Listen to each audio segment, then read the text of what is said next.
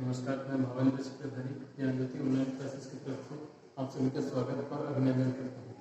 आज हम कक्षा 5वीं का विषय हिंदी और चैप्टर 1 टॉपिक का नाम है चिड़िया और चुनमुन, ये पढ़ने जा रहे हैं। तो आप लोग बच्चों आप लोग देखे होंगे चिड़िया, छोटी छोटी चिड़िया, यानी अनेक प्रकार की चिड़िया देखे होंगे। उसमें छोटे बच्चे की आवाज़ मधुर रहती है, जैसे कि छोटे छोटे चिड़िया, छोटे बच्चे की आवाज़ सुनने में हम लोग को बहुत अच्छा लगता है। और वैसे हम लोग कई प्रकार की चिड़िया देखे हैं, यहाँ पर चिड़ियों के छोटे छोटे चिड़ियों के आवाज़ सुनना हम लोग को बहुत अच्छा लगता है। तो यहाँ पर मैं आप लोग को पार्ट 1 चिड़िया और चुनमुन पढ़ाने से पहले आप लोग को शब्दार्थ से आप लोग को ज्ञात करता हूँ। तो यहाँ पर है, देखो, कठिन शब्द, उसको हम लोग बोलते हैं शब्दार्थ। तो ये कठिन शब्द मैं एक बार पढ़ दे रहा हूँ, उसके बाद में इसके अर्थ आप लोग को समझा दूंगा, ठीक है। पहला है पात, फिर तरु, भरमाना, अज्ञात, मूल, गगन, अनिवार्य, फुनगी, काया, बाढ़, सुफल, पर, आवश्यक। तो इसका मैं अब अर्थ समझा रहा हूँ आप लोग को। पात, पात का मतलब पत्ते, यानी पेड़ में बहुत सारे पत्ते होते हैं, उसको हम लोग क्या बोलते हैं, पात। फिर तरु, तरु का मतलब है वृक्ष और पेड़ पौधे, उसको हम लोग बोलते हैं तरु। भरमाना, भरमाना का मतलब है भ्रम में पड़ना, यानी गलत फहमी में रहना, उसको बोलते हैं हम लोग भरमाना, भ्रम में पड़ना। फिर अज्ञान, अज्ञान का मतलब है अनजान, जिसको हम लोग नहीं जानते, उसको बोलते हैं अज्ञान। मूल, मूल का मतलब जड़, यानी पेड़ के नीचे को हम लोग क्या बोलते हैं, मूल, उसको जड़ को मूल बोलते हैं। फिर गगन, गगन का मतलब है आकाश, यानी आसमान, आसमान को हम लोग बोलते हैं गगन। अनिवार्य, अनिवार्य का मतलब है लगातार, यानी रिपीट होगा, उसको हम लोग बोलेंगे अनिवार्य।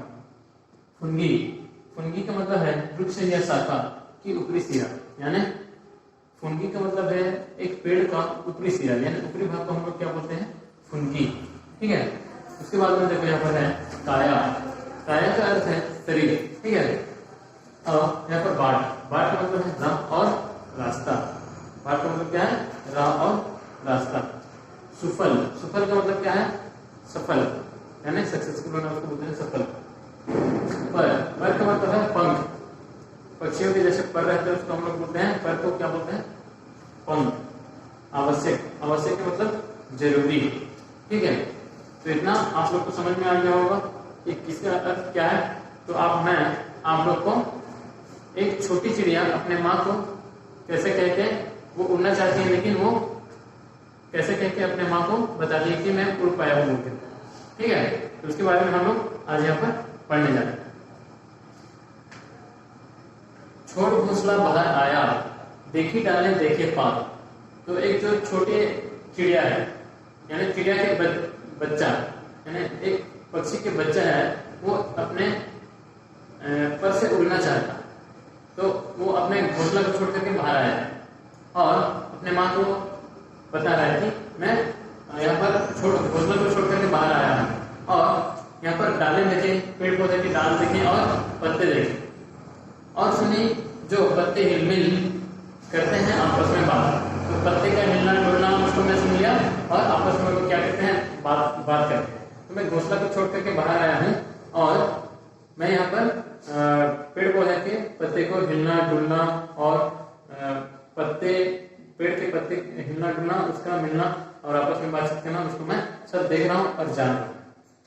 तो वो अपने माँ को बोल रही थी, बच्चा अपने माँ को बोल रहे कि माँ क्या मुझको उड़ना है, नहीं चुनमुन तू फरमाए। फिर उसकी माँ क्या बोल रही है कि वो बच्चा जो है वो बोल रहा है कि माँ मेरे को क्या उड़ना आ गया क्या, मैं ये सब अपने घोंसला को छोड़कर बाहर आया हूँ, लेकिन यहाँ पर मैं सबको देख रहा हूँ, डाल को देख रहा हूँ, पत्ते को देख रहा हूँ, यही मेरा डुल रहा है और मेरे को उड़ने आ गया क्या। फिर उनकी माँ क्या बोल रही है कि नहीं चुनमुन तू फरमाए, नहीं चुनमुन, यानी चिड़ियों छोटे से बच्चे को क्या बोलते हैं, चुनमुन। चुनमुन का अर्थ यहाँ पर लिखा हुआ है, चुनमुन का अर्थ क्या है कि पक्षियों का आवाज, ठीक है। छोटे पक्षी को क्या बोलते हैं, चुनमुन, चिड़िया और चुनमुन, यानी उसके बच्चे को चुनमुन बोलते हैं। तो यहाँ पर है कि उसकी माँ बोले कि नहीं चुनमुन तू भ्रमाया, यानी तेरे को उड़ने अभी नहीं आए हैं, तो अभी भ्रम में पड़े, यानी उड़ने का भ्रम है, यानी भ्रम का मतलब है यहाँ पर लिखा मैं भरमाना, भ्रम में पड़ना, यानी गलत फहमी में रहना। तो वो बच्चा बोल रहा है कि चिड़िया के जो बच्चा है वो बोल रहा है कि मैं बाहर आई हूँ कि मेरे को उड़ने आया। तो उसकी माँ उसको समझा रही कि नहीं चिड़गू, तेरे को अभी उड़ने नहीं आया, तो अभी भ्रम में पड़ा है। फिर बोल रहा है उसकी माँ, फिर वो बच्चा फिर बोल रहा है कि डाली से डाली पर पहुंचा, देखी कलियां देखे फूल, ऊपर उठकर फुनगी जानी, नीचे झुककर जाना भूल।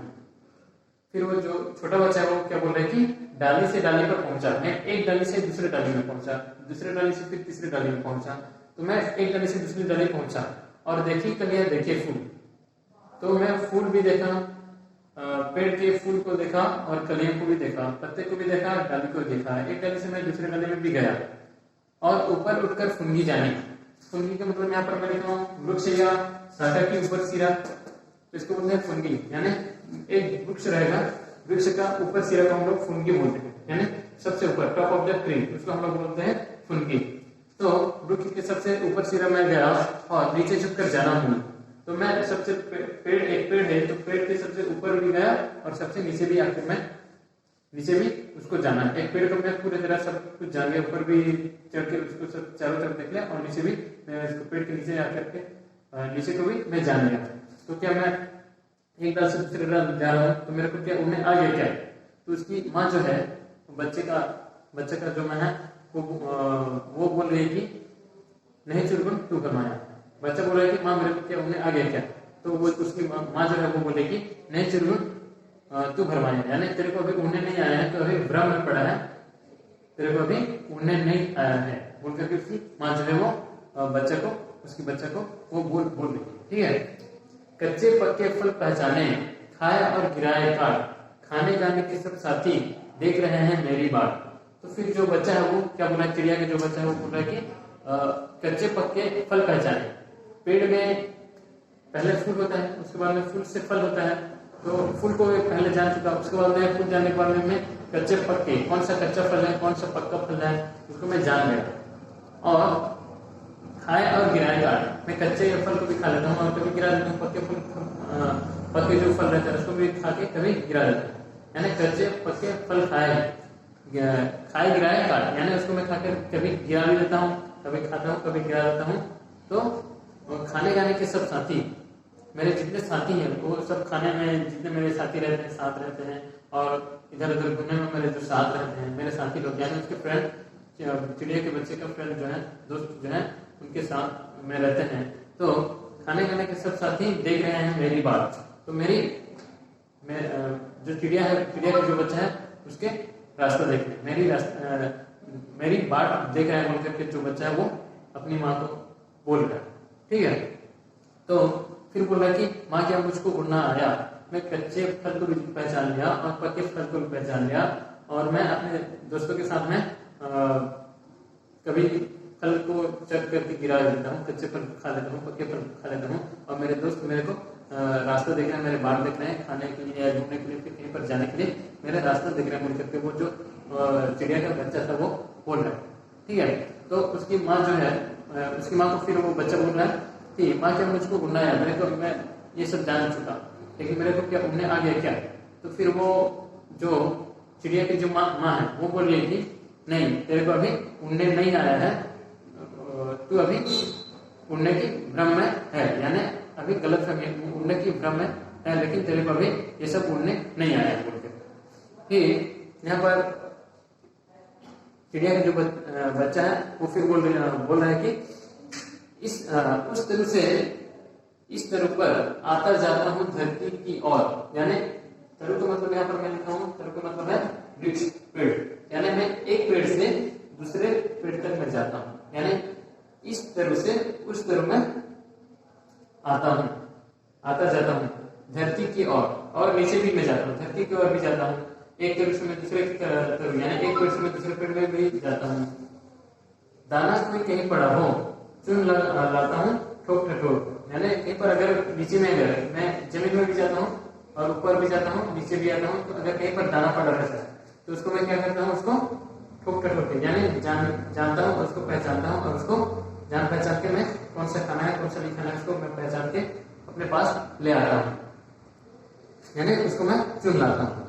दाना कोई कहीं पड़ा हो चुन लाता हूँ ठोक ठठोक, यानी उसको दाना को मैं अपने चोंच में ठोकता हूँ और ठटोलता हूँ, ऐसे ठोक ठोक के उसको पहचान लेता हूँ कि ये खाने का है और कौन सा पत्थर है कौन सा खाने का है, उसको मैं जान लेता हूँ और जान कर मैं क्या करता हूँ अपने पास ले आता हूँ और जो खाने का है वहाँ पर खा लेता हूँ और नहीं कुछ कुछ बचा है उसको पकड़ कर दे आता हूँ। तो वैसे बोल करके अपने वो जो बच्चा है वो अपनी माँ को फिर से बोल रहा है कि माँ क्या मुझको उड़ना आया। तो उसकी जो माँ है वो क्या बोल रही है कि नहीं चुलबुल तू भरमाया। तो उसकी बच्ची को वो बोल रही है कि नहीं चुलबुल तेरे को तू अभी भ्रम में पड़ा है, उड़ने तेरे को अभी नहीं आया है, लेकिन तू अभी भ्रम में पड़ा है, गलतफहमी में पड़ा है, तेरे को अभी ये सब जानने के बाद भी तेरे को उड़ने नहीं आया बोल करके उसकी माँ जो है वो बोल रही है। ठीक है, उसके बाद में फिर वो जो बच्चा है वो बोल रहा है कि मैं नीले अज्ञात गगन की सुनता हूँ अनिवार्य पुकार। तो जो वो चिड़िया है वो बोल रहा है कि चिड़िया की बच्चा है वो बोल रहा है कि मैं नीले गगन की, जो आसमान है नीले गगन, यानी आसमान तो हम लोग बोलते हैं नीले गगन, अज्ञात गगन। अज्ञात का मतलब यहाँ पर क्या है कि अनजान है, गगन को नहीं जानता, यानी वो कितना बड़ा है क्या है मैं उसको नहीं जानता, उसकी आवाज को मैं सुन रहा हूँ, यानी नीले गगन की सुनता हूँ अनिवार्य पुकार, उसके मैं बारम्बार आवाज को मैं सुन लेता हूँ। और कोई अंदर से कहता है, उसकी आवाज को सुनने के बाद में कोई अंदर से कहता है उड़ जा उड़ता जा पर मार, यानी उड़ जा उड़ता जा पर मार, यानी पर मारते मारते उड़ जा, यानी उसके जो चिड़िया का जो बच्चा है उसके मन के अंदर से आवाज आता है कि उड़ जा उड़ता जा पर मार, पर को ऐसे हिलाते हिलाते उड़ जा और उड़ते उड़ते पर मारते मारते उड़ जा बोलते। तो यहाँ पर है मैं नीले अज्ञात गगन की सुनता हूँ अनिवार्य पुकार, नीले गगन की जो आसमान है उसकी आवाज को बार बार सुनता है कि अनिवार्य पुकार, अनिवार्य का मतलब बारम्बार पुकार वो सुनता है, तो सुनता है चिड़िया का बच्चा। तो वो अनिवार्य पुकार सुनने के बाद में कोई अंदर से कहता है, कोई अंदर से कहता है कि उड़ जा उड़ता जा पर मार, फिर उड़ जा उड़ता जा पर माँ क्या मुझको उड़ना आया। फिर वो बोल रहा कि जो चिड़िया का बच्चा है वो बोल रहा कि माँ क्या मेरे को उड़ने आ गया क्या। फिर उसकी बच्ची है, उसकी बच्चा जो है वो बोल रहा कि चिड़िया जो है वो बोल रहा कि आज सफल है तेरे डरने, आज सफल है तेरी काया। तो जो चिड़िया है वो बोल रहा है कि वो बोल रही है अपने बच्चे को बोल रही है कि आज सफल है तेरी डरने, यानी सफल का मतलब यहाँ पर क्या लिखा हुआ है सफल, सफल का मतलब सफल यानी सफल होना। तो चिड़िया के बच्चे का जब अंदर से आवाज आता है तो वो बोलता है कि मेरे को उन्हें आ गया क्या। फिर उसकी माँ बोलती है कि आज सफल है तेरे डरने हैं, आज सफल है तेरी काया, यानी आज तेरी काया, काया का मतलब यहाँ पर क्या लिखा हूँ शरीर, काया का मतलब यहाँ पर है शरीर, यानी आज तेरे डरने और काया तेरे पर और तेरे जो शरीर है वो आज सफल है यानी सफल है, तो आज तुम उड़ पा रही है। तो यहाँ पर एक चिड़िया अपने बच्चे को कब उसको उड़ने आ गया, ये कविता के माध्यम से मैं आप लोगों को बता दिया। तो इस कविता का जो कवि है उसका नाम क्या है हरिवंश राय बच्चन। क्या है कवि का नाम है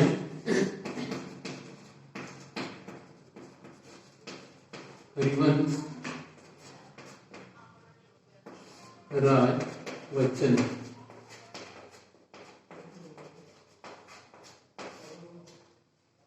चिड़िया और चुलबुल कविता में कवि का नाम है हरिवंश राय बच्चन।